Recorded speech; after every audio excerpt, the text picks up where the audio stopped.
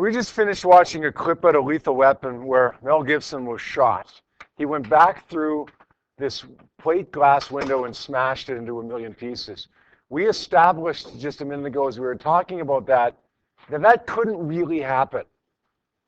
He is not going to be flying back into this window, despite the fact that that happens in just about every movie where somebody gets shot. He flies back into the window and breaks the plate glass window. It can't happen.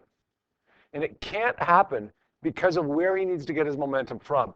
He gets his momentum from the shot. He doesn't just get it from nowhere. He gets it from the shot. So if the shot had enough momentum to make him fly backwards, then the shot should have given enough momentum to the gun and the guy holding the gun to make it fly backwards as well. This is the law of conservation of momentum. The law of conservation of momentum says that basically when you fire a gun and there is no momentum before you fire it, then there has to be no momentum after you fire it. The total momentum has got to stay the same.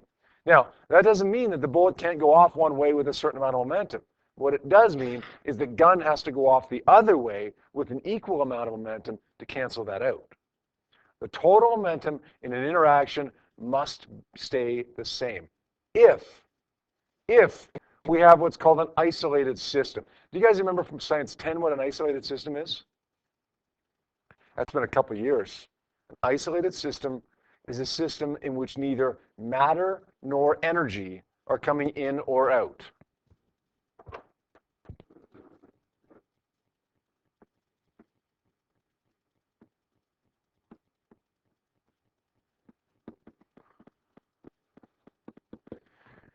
Listen, if you don't have an isolated system, all bets are off, right? If you add momentum, energy to something because, from a wind or something like that, then you can change its momentum. See, the momentum of the system won't stay the same. If you have friction involved in the system, then the momentum of the system won't stay the same. You're going to lose some. But in an isolated system, when you're accounting for everything, when no matter or energy is going in or out, the total momentum must always stay the same. In other words, it's conserved. Another way we could phrase that, just like the law of conservation of energy. Momentum can't be created or destroyed. It can be transferred from one thing to another, from the gun to the bullet, from the bullet to Mel Gibson, but it can't be created or destroyed. Now, we'll use this. We talked about impulse. When do we use impulse, right? When we're asked for impulse, when we have a change in momentum, when there's a force and a time. We're going to use this new concept, conservation of momentum, to solve a problem whenever we've got a collision or an explosion. Now, I use that term explosion loosely. I'm going to define an explosion as an interaction where one object becomes two. It could be literally a bomb exploding. Okay, the one piece of the bomb explodes into two or more pieces. Or it could be something as simple as you're standing on ice with a big heavy ball and you throw it. The ball goes one way, what happens to you? You go the other way. We'll consider that an explosion too. Okay, whenever one object becomes two. So a collision in which two things hit each other, or an explosion in which one thing splits apart into two or more things.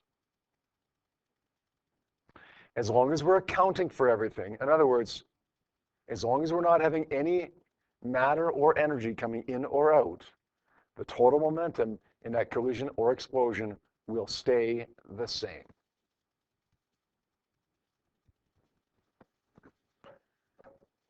Now, one more little thing before we take a look at an equation that describes this. We've just gone through the process for the last couple of days of talking about impulse, the change in momentum.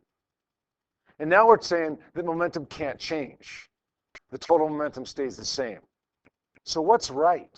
Impulse, change in momentum, gain in momentum, loss in momentum, or conservation of momentum where the total momentum stays the same? Well, they're both right. You can transfer momentum from one object to another. Therefore, individual objects can experience an impulse. If I push you, you will experience an impulse. So will I. You'll go forward, I'll go backward. A little bit. We both experience an impulse, but the entire system doesn't. The total momentum in the system stays the same. So when you're looking at an interaction, if you examine individual objects within that interaction, use impulse, because they're going to gain or lose momentum. But if you're looking at the system itself, the big picture, okay, then look at conservation of momentum. So I go back there and we're on ice, I give Tom a shove. He goes one way, I go the other way. If we want to examine data about Tom, use impulse. You want to use data about me, use impulse, because we both experience an impulse. But if we want to look at Tom and I together, then use conservation of momentum, because the total momentum stays the same in that interaction. Now, if the total momentum stays the same, we can describe this with a pretty simple equation. Pi, initial momentum, equals Pf, final momentum. Thankfully, this is a nice simple equation because it doesn't appear on our data sheet anywhere. P equals m times v does, but Pi equals Pf does not. Now,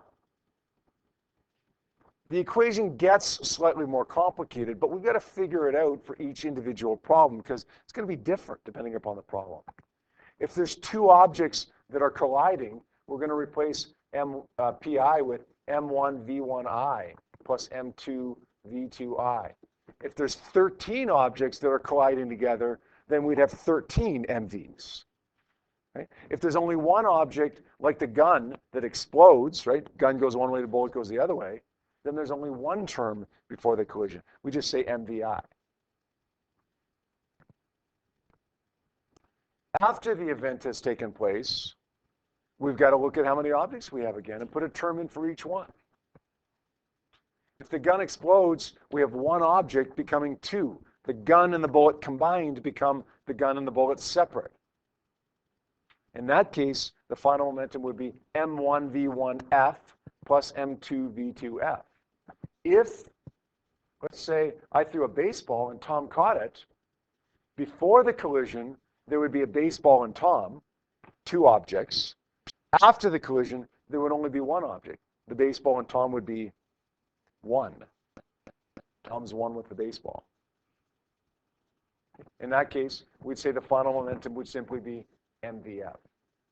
So basically, you need an mv term for each object before and after the collision. Now, we can't have a nice standard equation for that because every problem is different. Sometimes Tom's going to catch the baseball, and it's going to be one object afterwards. Sometimes he's going to miss the baseball, and there's going to be two objects. Sometimes he's going to be so strong, he's going to break the baseball in half, and there's going to be three objects, the two pieces of the ball and Tom. Every problem is going to be different. You've got to look at each one and see how many objects do I have before, and put an MV term in for each one of those objects. How many objects do I have after? Put an MV term in for each of those objects as well. Okay? I'm sorry? Yeah, right here? Yes, it's addition in between, because again, it's total momentum, right? Total is always a sum. We're going to do just one example here, and then we're going to wrap it up for the day. I won't even give you any homework with this. We'll just finish it off there, and you can do your check and reflect questions for homework tonight. 9.6 says, a wooden block attached to a glider has a combined mass of 0.2 kilograms. Both the block and the glider are at rest on a frictionless air track. A dart gun shoots a 0.012 kilogram dart into the block. The velocity of the block dart system after the collision is 0.78. It's the velocity of the dart just before. That's a complicated question, right? There's a lot to go through there. What we have to do first is identify what we're going to call object number 1 and object number 2. I'm going to cover this stuff up here because I don't want them to tell us. I don't know why I copied that into the page here. I want to figure this out myself. Let's make the dart object number 1.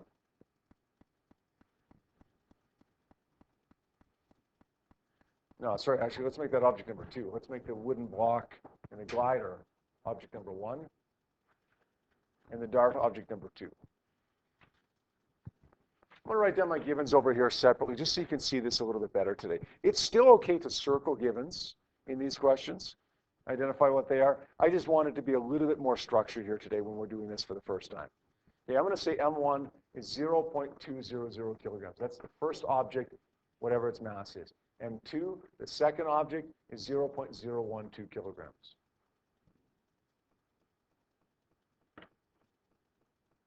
Let's say V1I. What's V1I?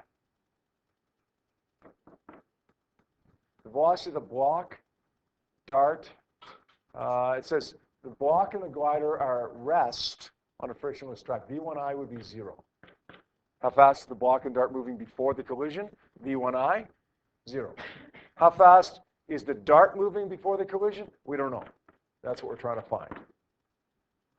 The block dart system afterwards is 0.78. We're going to call that VF. V1F or V2F? They stuck together. There's only one object after the collision. Let's not call it 1 or 2. Let's just call it VF.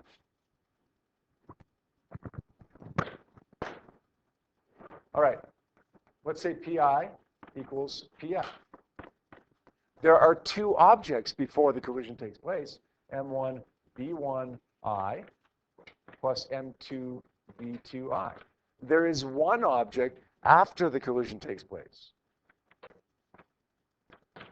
MVF.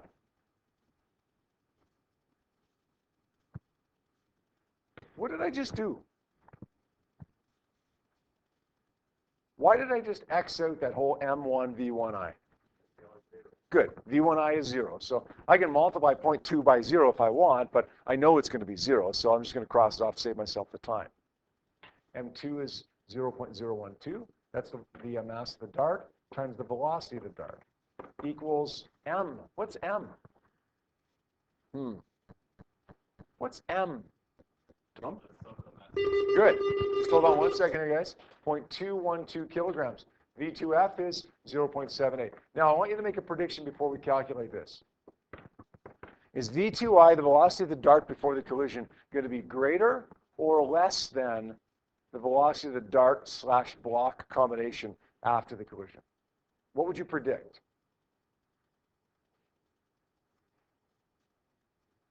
No. The dart gives momentum to the block. After the collision, there's way more mass, right? Same momentum, though. To have the same momentum before the collision as after, with a much, much lighter mass. Michaela Skinner, please see Mrs. Donnelly. And it's going to be moving much Skinner, please see Mrs. Donnelly. Fast, right? We know it's going to be a faster number than after the collision. So let's calculate V2I. What does it work out to be? 13.7 meters per second. Is that quite a bit faster than the velocity after the collision? Yeah, it is, and it should be. It's the same momentum before and after. Since it's much less mass before, it has to be much, much greater velocity. All right, we won't do these practice questions for homework, guys. We'll do those tomorrow. Please do those check and reflect questions that I sent earlier for homework. Okay, have a good night, everyone, and we'll see you tomorrow.